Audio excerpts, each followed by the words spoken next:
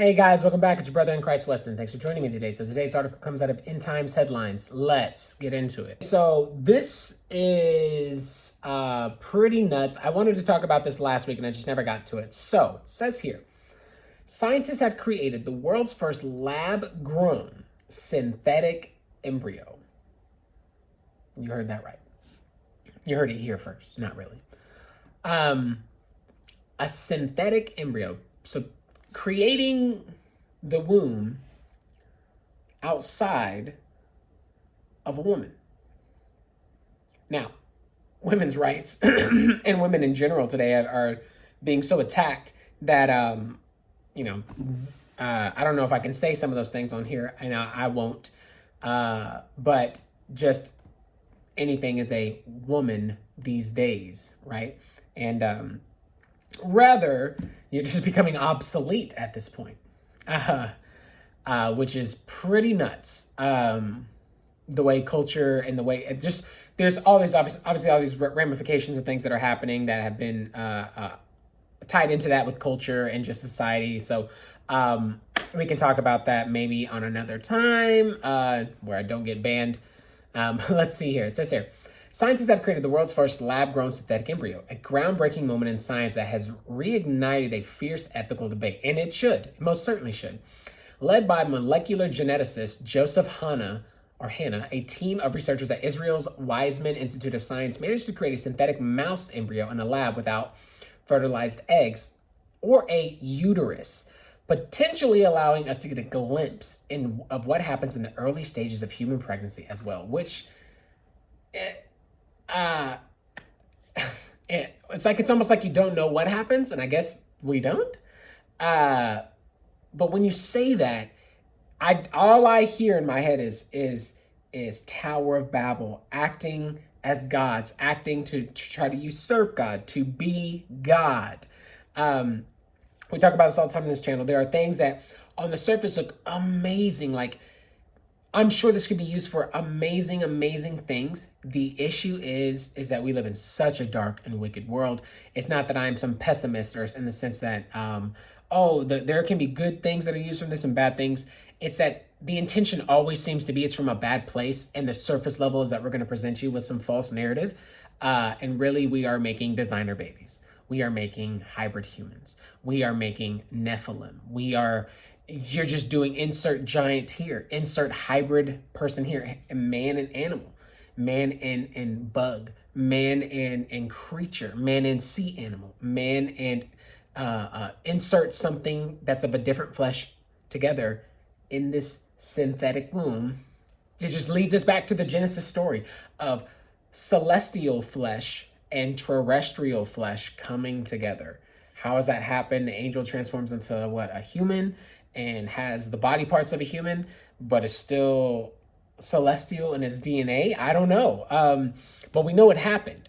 And when I see stuff like this, it just screams Genesis all over again. And it makes me think of the end times. It makes me think of that. Because of the Matthew 24 scriptures, Luke 21, Mark 13. So let's continue. The embryo model, as detailed in the team's paper published this week in Journal Cell, was able to mimic all the makings of an early body, including precursors of heart, blood, brain, and other organs, as well as support cells, like those found in the placenta and other tissues required to establish and maintain a pregnancy. The University of Melbourne stem cell researcher Megan Munsey was involved, who was not involved in the research, wrote in the piece for The Conversation. The research could have major implications. This is a crucial stage in human. Many pregnancies are lost around this stage, and it is.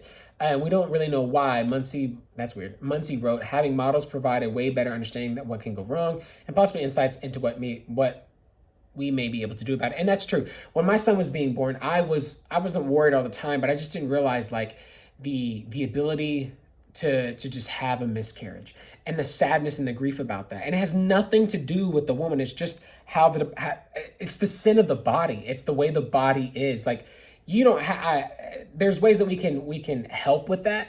But at some point you could have a healthy human being who just has a miscarriage, a healthy mom, a woman, only a woman, biologically a woman, and a woman only, nothing other than that.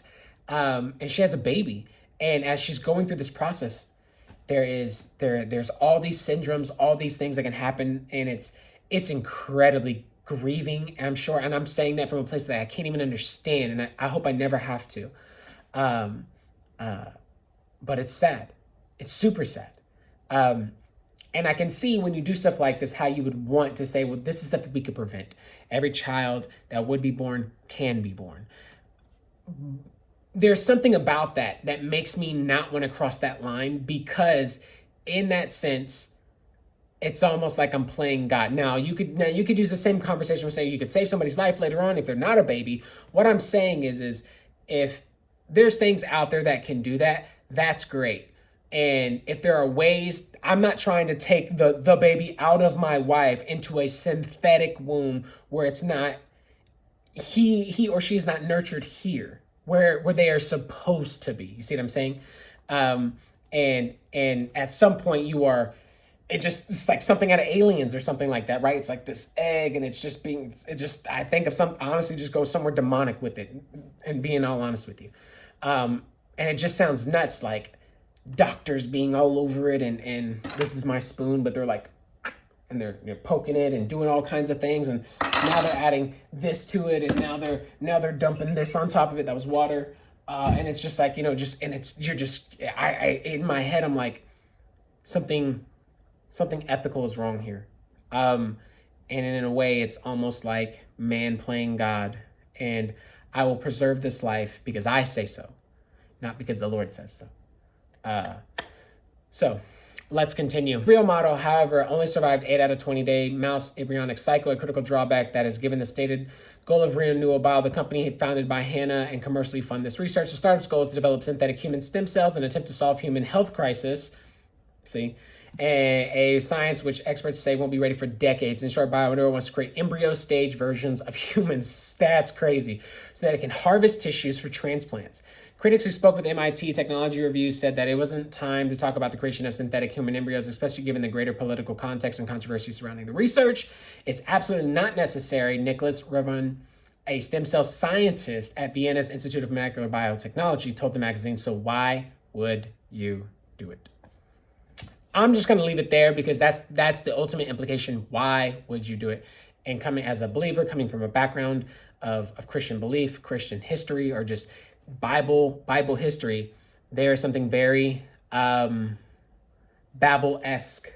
Nimrod, Antichrist, unholy about something like this that crosses a line that it's like, this, you're trying to play God. And I just want nothing to do with it. So that's the video, guys. Let me know what you all think, and I'll see you in the next one.